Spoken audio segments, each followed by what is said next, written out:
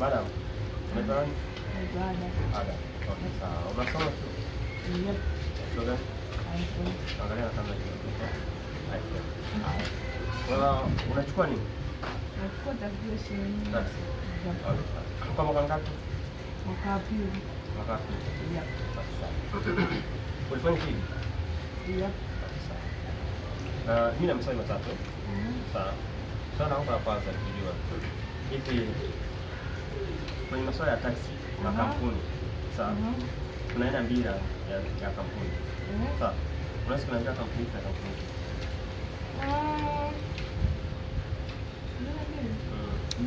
Kuna nini?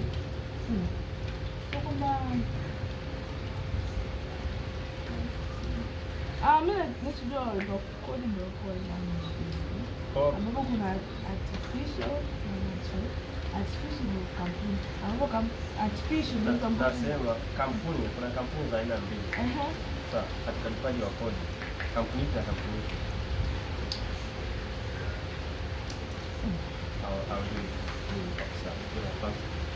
Swali la pili madam. Sawa. Unajua makampuni kama yanalipa kodi? Ni lazima au ni ombi? Lazima.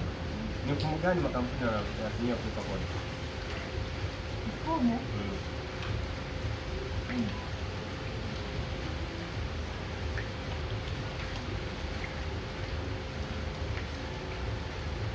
Sawa.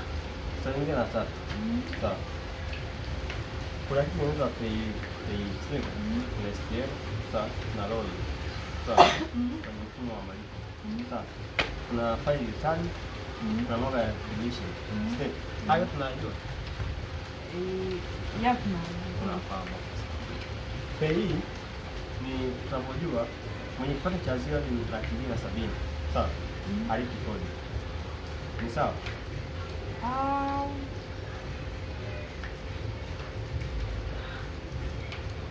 Pay inalipa na waajiri.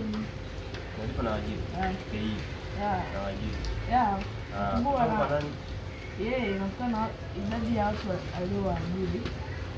Kama pay ni idadi ya watu. Yaani pay ni yule mtu kama employer anaajiri wafanyakazi kuanzia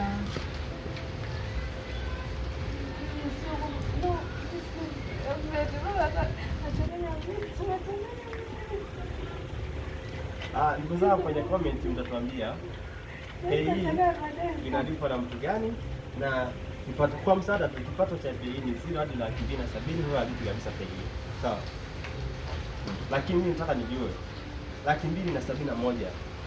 Sawa, 271,000. Huyu analipa pay kiasi gani? Au kwa shilingi ngapi? kama tunakutoa msimu pay na hiyo wazao ndio mpaka wasao. Sisi tunaposimama 271,000 analipa pay ya asilimia ngapi? Akimbia tu basi ndio katikati ya 0 na 7 na 7. Asante sana, lakini naomba urudi shule ukamuulize mwalimu wako.